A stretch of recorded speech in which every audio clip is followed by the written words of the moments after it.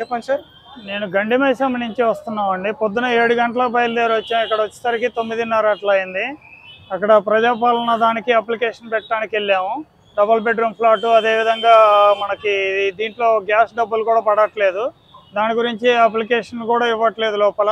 మళ్ళీ అమీర్పేట వెళ్ళి application form తీసుకొని మళ్ళీ ఇక్కడికి వచ్చాం. ఇక్కడికి వచ్చి ఇవ్వాలని చూస్తే ఇప్పుడు కాదు, అప్పుడే అప్లై చేయాలి, లేదంటే గ్రామ వార్డులో వచ్చి మీరు తీసుకోవాలని చెప్తున్నారు. మొన్న ఇంటింటి సర్వే అని వచ్చారు. అక్కడ ఓన్లీ నామకే వాస్తి పేపర్ మాత్రమే అంటించారు, కానీ కనీసం దానికి సంబంధించి మళ్ళీ వచ్చి సర్వే చేయటం ఏం లేదు. వీళ్ళేమో సర్వే వస్తారంటున్నారు, వాళ్ళేమో నామకే వాస్తిగా పేపర్ అంటించేసి అన్ని టిక్ పెట్టారు సర్వే అని. సరే ఇక్కడ వచ్చి చూద్దామంటే మా పిల్లల్ని తీసుకొని వచ్చాం. అక్కడ చూద్దామంటే కనీసం తాగటానికి నీళ్లు కూడా లేవు. ఇది ఇక్కడ క్యాంప్ ఆఫీస్లో ఉన్న సమస్య ఉంది. దయచేసి అధికారులు తగిన విధంగా చర్య తీసుకొని కనీసం వచ్చిన వాళ్ళకి తాగటానికి నీళ్ళు సమస్య, అదేవిధంగా తగిన గైడెన్స్, కావాల్సిన అప్లికేషన్ ఫామ్స్ పెట్టండి. అప్పుడేమో ఎలక్షన్ టైంలోనేమో మీరు ప్రతి ఒక్కరూ వచ్చేసి ఇంటింటికి వచ్చేసి ఉదయం సాయంత్రం వచ్చి దండాలు పెట్టి ఓట్లు అడుగుతారు. ఇక్కడ వస్తేనేమో మాకు కనీసం తాగటానికి నీళ్ళు లేవు. అప్లికేషన్ అడిగితేనేమో మీరు వెళ్ళి ఎంఆర్ఓ ఆఫీస్ దగ్గర తీసుకోండి, లేదంటే జిరాక్స్ సెంటర్కి వెళ్ళండి అంటారు. ఏ జిరాక్స్ సెంటర్కి వెళ్ళినా కూడా మా దగ్గర లేవు అంటున్నారు. మళ్ళీ మున్సిపల్ ఆఫీసు దగ్గరలో ఉన్న ఆఫీస్ దగ్గర ఉన్న జిరాక్స్ సెంటర్కి వెళ్తేనే దానికి సంబంధించినవి ఉంటాయి. దయచేసి నిజమైన పేదవాళ్ళకి, అదేవిధంగా ఈ అప్లికేషన్ ఫామ్స్ మీరు ఏ విధంగా అయితే ప్రజాపాలన పెట్టారో మళ్ళీ చేసి దయచేసి నేను అడుగుతున్నాను గౌరవ ముఖ్యమంత్రి గారిని వాళ్ళని, మళ్ళీ ఇంకొకసారి ప్రజాపాలనలో ఏ విధంగా అయితే దరఖాస్తులు తీసుకున్నారో అదేవిధంగా గౌరవ ముఖ్యమంత్రి, మంత్రివర్గ సభ్యులందరినీ కోరుతున్నాను, ఒక్కసారి ప్రజాపాలన మళ్ళీ ఏ విధంగా అయితే అప్లికేషన్ తీసుకున్నారో మీరు మళ్ళీ ఒక్కసారి పొడిగించి 1 వారం రోజులు పెట్టండి. ఈ సమస్య తీరుతుంది. అక్కడ చూస్తే దాదాపుగా 1/2 కిలోమీటర్ పైన లైన్ ఉంది. దయచేసి ముఖ్యమంత్రి గారు మీరు స్పందించండి. మీ మంత్రివర్గానికి దీన్ని ఈ విధంగా తెలియజేయండి నా ద్వారా. థ్యాంక్ యూ మీడియా మిత్రులందరికీ. మీరు డబుల్ బెడ్రూమ్ ఒకటేనా సమస్య మీది? డబల్ బెడ్రూమ్ ఆ టైంలో మాది వేరే ఊరు నుంచి వచ్చామండి, బ్రతుకుదేరు కోసం జడ్చర్ల నుంచి ఇక్కడ వచ్చాం. అప్పుడు వచ్చినప్పుడు ముగ్గురు ఆధార్ కార్డులు ఉన్నాయి. అమ్మాయిది ఆధార్ కార్డు మారింది, మాది మారలేదు.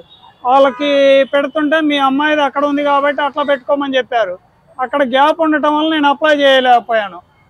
అందువలన నాకు గ్యాస్ రావట్లేదు, అదేవిధంగా డబుల్ బెడ్రూమ్ దానికి లేదు. అదేవిధంగా మా అమ్మాయికి మా వైఫ్కి ఏదైతే ఉందో జీవన భృతి 2500 అని ముఖ్యమంత్రి గారు చెప్పారు. అదేవిధంగా ఒకటి పెన్షన్ పథకం అంటున్నారు, అది కూడా మా డాడీ ఆరోగ్య సంస్థ ఉన్నాడు, అది కూడా మీరు స్పందించాలి, దానికి కూడా పెట్టాలి. జీరో కరెంట్ వస్తుందా? జీరో కరెంట్ మాకు లేదు సార్, రెంట్కుండే వాళ్ళకి లేదు అంటున్నారు. మీ ఇంటి దగ్గరలో ఉన్న అధికారులకు చెప్పారా? అక్కడ వెళ్ళాము సార్, వెళ్తే ఇప్పుడే కాదు మళ్ళీ టైం ఉంది అంటున్నారు. మండల ఆఫీస్కి కూడా వెళ్ళాము, దుందిగల్ మున్సిపల్ ఆఫీస్కి.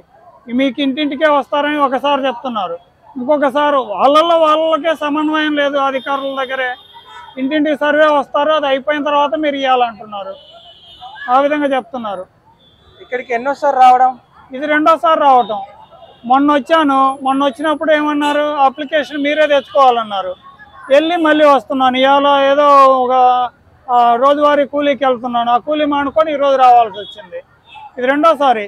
ఇక్కడైతే దయచేసి క్యాంప్ ఆఫీస్ అధికారి ఎవరైతే ఉన్నారో ఒక ఆయన పోలీస్ ఆఫీసర్ని అడుగుతున్నాడు, అయ్యా కొద్దిగా నీళ్ళు లేదని ఉంటే మెయిన్ గేట్కి వెళ్ళి అన్నాడు.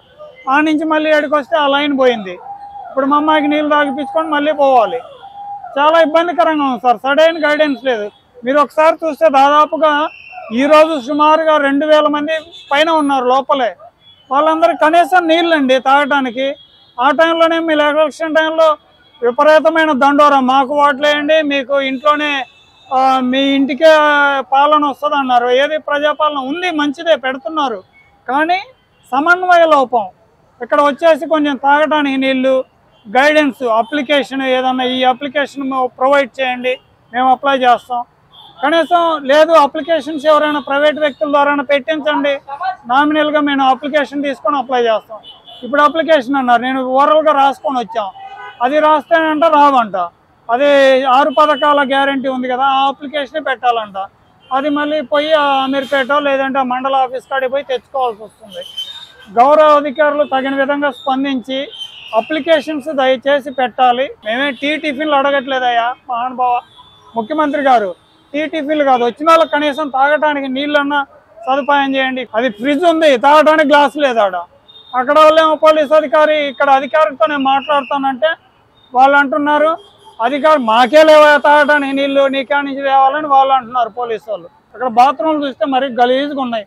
ఆ బాత్రూమ్ చూస్తే వచ్చే టాయిలెట్ కూడా అయిపోతాయి. ఇదండి, దయచేసి మీరు గౌరవ అధికారుల దృష్టికి తీసుకెళ్ళండి. మా సమస్యల్ని అప్లికేషన్స్ ప్రొవైడ్ చేయండి, లేదంటే ఇంటింటి సర్వే పెట్టండి. ఎందుకు రావాలి మేము? Thank you sir. Thank you.